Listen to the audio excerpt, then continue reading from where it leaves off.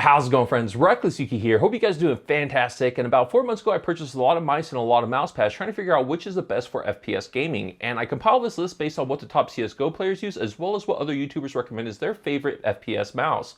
Now, this video is going to go over one specifically, but if you'd like to know which is the gaming mouse overall, as far as for FPS games, then definitely check out the video in the link in the description. I basically went over all the 8 mice that I tested and compared them based on categories such as comfort, weight, and performance, since those are the 3 categories I feel are most important when it comes to competitive first-person shooter mouses. So anyways, hope you enjoyed the review, and if you're interested in that video, be sure to check out the link in the description.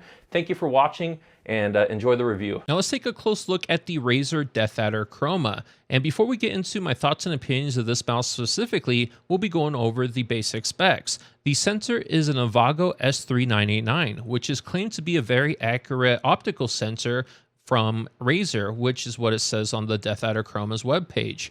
The DPI of this mouse can go up to 10,000, which is absolutely insane. Not as insane as a G502, but still insane enough. Yet there is no DPI switch on the mouse. You have to change that in the actual program, which is kind of a bummer.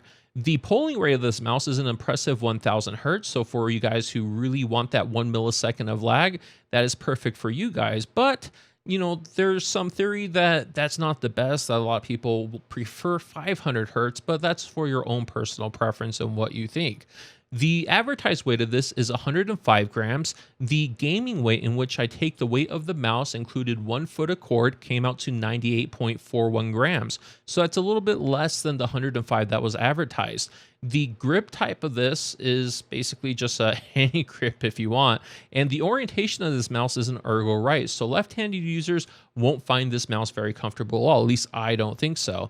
Now, as far as the finish and the feel of this mouse, I have to say that I understand why people are very attracted to Razer. This is a very attractive mouse, and it definitely has that iconic DeathAdder feel and look to it. Now, it's a little bit different than the previous orientations. From my experience from years way back, this actually feels a little bit better. It's basically a higher bridge here in the center. It feels like a bigger mouse, where I remember the very first DeathAdders that I actually tried, it felt very low, very low to the ground. So I like the fact that this has a little bit more girth in order for me to grip onto, especially with my large hands. The finish on the mouse is basically just a matte plastic. There is no rubberized texture, at least nothing that I could feel, not like the other mice that I reviewed.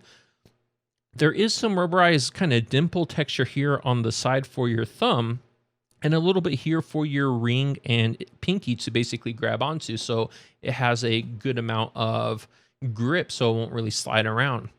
Now, as far as my preferred grip when it comes to mouse, I like putting this portion of my palm right here on the bridge, having my middle and index finger fully extended out, and then turn my thumb, ring, and pinky into basically a claw type grip, and that's what I prefer. And this mouse fits that sort of grip style perfectly. I have to say that it does feel very comfortable. It's not the most comfortable mouse.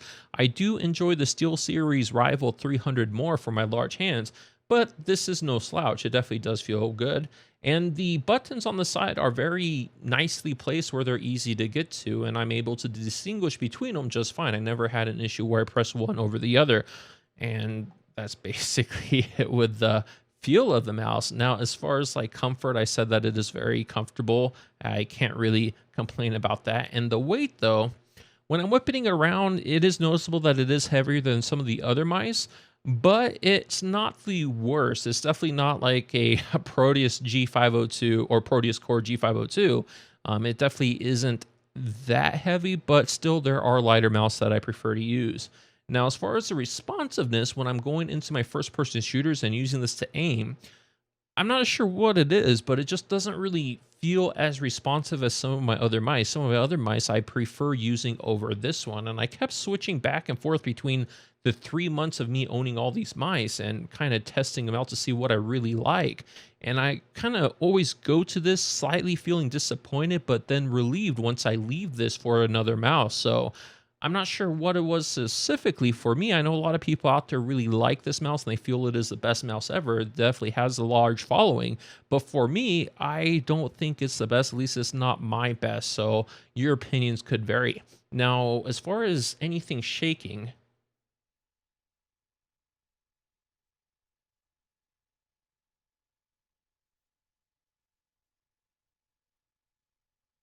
I don't hear anything shaking. I don't hear any sensor shake. The only thing that kind of shook a little bit was the scroll wheel, but as soon as I kind of held it, it basically stopped shaking. So the build quality of this is very solid. I do like the fact that they have the LED lights and it has the Razer logo here. So if you're a Razer fan, that's definitely something that attracts you. But for me, I'm kind of indifferent. I don't really care about the logos as long as the mouse performs well. Now, this mouse doesn't have any removable weights. Basically, you're stuck with the weight given. You could try to debraid this cord to add a little bit less weight when it comes to the cord and the mouse, but I don't think that's very necessary. And this braided cord seems very slim, unlike some others that are a little bit thicker. There is some software and firmware for this mouse that you can update, and Razer has been updating the software. It's been annoying seeing the little pop-ups come on every time I'm using the mouse. It seems to be updating quite frequently, but the program is very robust, and that's what we'll be heading into now, is to do an overview of the program. So here we are with the Razer Synapse software, and as you can see, the mouse is detected by the software, and at the top right corner here, you'll be able to see some notifications in which will tell you to enable some stats and heat maps or upgrade your sound for free, which are basically two things that they're advertising to push their other software on me, which I don't really want. Now, as far as the mouse customization with this, you have the mouse, macros, chroma apps, and stats. Now, stats is something I don't use. It requires you to download and authorize something else to see statistics of your gameplay, which is something that I don't really use. Chroma apps is something that I don't really care for, but it seems to be some sort of third-party integration to truly immerse myself in a gaming experience, which is something I don't really care about that much. Macros I never use, so I don't really care about this and haven't really used it, but it is here if you are into macros. And now finally, the mouse. You could customize the mouse to select the buttons in which you want to basically set it up to, so you can have it accurately portray what you're trying to do with your mouse. The performance of the mouse can change the sensitivity or your DPI, and you could even change it between the X and Y axis, but I never use that. I just have it set to whatever, and currently it's set to 800. And if you wanted to change this in the future, this is where you have to go to actually change the DPI, which is kind of annoying. Now, acceleration here, I definitely recommend you have this all the way off. Acceleration is horrible, especially when it comes to first-person shooters. And the polling rate is how you change what you want here. It could go from 125, 500, and 1000. You'd want to basically look either to go with 1000 or 500. Basically pick on your own preference of what you think is best. Now, as far as anything else here, there's not really much else that I care about. The lighting is pretty cool that you could change the scroll wheel along with the actual logo independently. And right now I have it as spectrum cycling, but you could have it as static or none.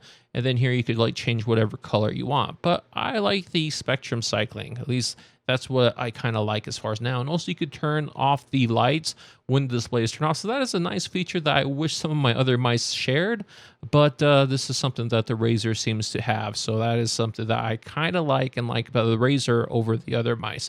And then this is something interesting that it has a calibration. Now, as far as what I'm aware of, the Logitech mice are the first ones to introduce this, and I think they kind of copied suit, but that's fine because with the integration of newer technology and new practices, it just makes everything better. So I'm happy that the Razer is able to incorporate this, so you can have it set to specific mouse pads that they have, or you can have it calibrated to something else that you might have to basically ensure that it has the best accuracy and is able to read your surface the best they possibly can. So something worthwhile. And also you could change the liftoff range or liftoff distance for your mouse. So if you want something that basically right when you pick it up slightly, it basically stops registering the surface, or something that just like kind of has a farther reach when it comes to seeing what you're doing in case you accidentally lift off your mouse unintentionally a lot. So a lot of things to tweak here for your own personal preference. But that's the basic overview of the Razer Synapse. Let me know what you think in the comments below, and be sure to check out my other mouse reviews.